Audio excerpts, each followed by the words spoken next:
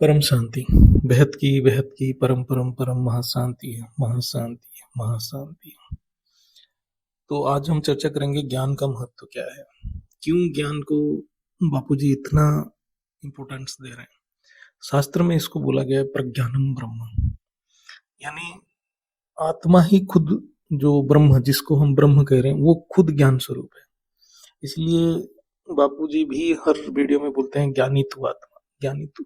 तो मतलब आत्मा ही ज्ञान का स्वरूप है। जब आत्मा ज्ञान का स्वरूप बन जाता है तब वो ब्रह्म स्वरूप बन जाता है। तो यही पुरुषार्थ हम कर रहे हैं। जब आत्मा कर्मातीत, भावातीत, गुणातीत, ये तीनों स्टेज पे पहुंच जाता है तब जो स्वरूप बनता है आत्मा का, वो ज्ञान स्वरूप रहता है। तो हमारे जो शास्त्र में भी है, सनातन शास्त्र में, तो 4 स्टेज रहता है मनुष्य का, मनुष्य जीवन का। एक है ब्रह्मचर्य, फिर है गृहस्थ, फिर है वानप्रस्थ, फिर है संन्यास। तो हम जो ये 4 स्टेज है, ये ज्ञानियों के लिए भी एप्लीकेबल है। और ये 4 स्टेज अलग अलग नहीं होता है, एक साथ ही चलता है।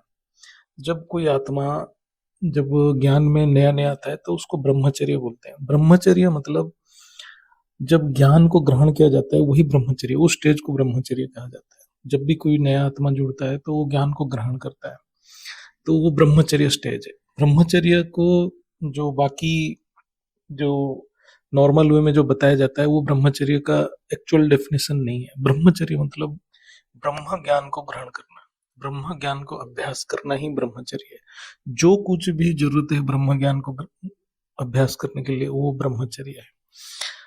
तो ज्ञान से ही प्योरिटी डेवलप होता है, प्योरिटी से ज्ञान डेवलप हो ही नहीं सकता है। तो इसीलिए ज्ञान ग्रहण करते करते आत्मा में अपने आप प्योरिटी डेवलप हो जाता है।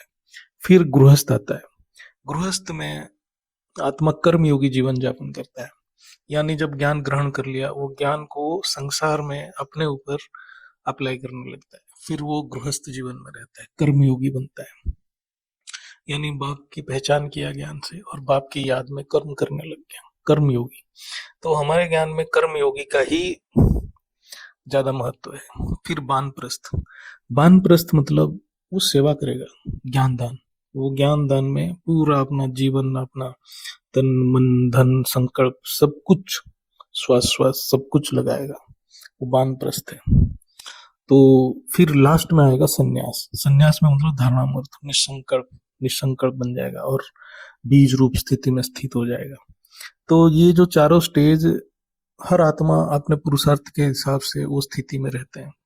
जो नए आत्मा जुड़ते हैं वो ब्रह्मचर्य में रहते हैं। धीरे धीरे जब आत्मा बहुत दिनों तक ज्ञान में रहते हैं, फिर वो कर्मयोगी बनते हैं, तो दूसरे स्टेज में भी रहते हैं। फिर जब आत्मा और रहते हैं तो वो सेवा में लगे रहते हैं। फिर जब अंतिम स्टेज में होगा, जब अभी तो है नहीं, लेकिन जब अंतिम स्टेज आएगा तब अपने मूल स्वरूप में सब स्थित हो जाएंगे। तो ये ज्ञान मार्ग है।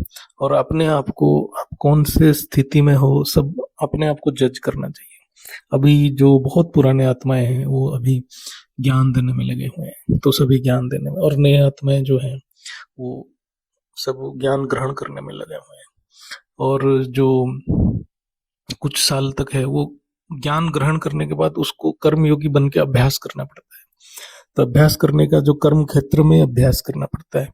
कोई आश्रम में जाके अकेले रह के इसको अभ्यास नहीं कर सकते, कर्म क्षेत्र में ही ज्ञान को अभ्यास करना पड़ेगा। तो वो अभ्यास से ही हमें पता चलेगा कि हम ज्ञान को कितना एब्जॉर्व कर रहे हैं। तो इसलिए शास्त्र में बोला गया है प्रज्ञानम ब्रह्म, और बापूजी बोलते हैं ज्ञानी तू आत्मा। तो ब्रह्म का अल्टरनेट मीनिंग ही है ज्ञान, ज्ञान स्वरूप, परम शांति, बेहद की परम शांति, बेहद की परम परम परम महाशांति।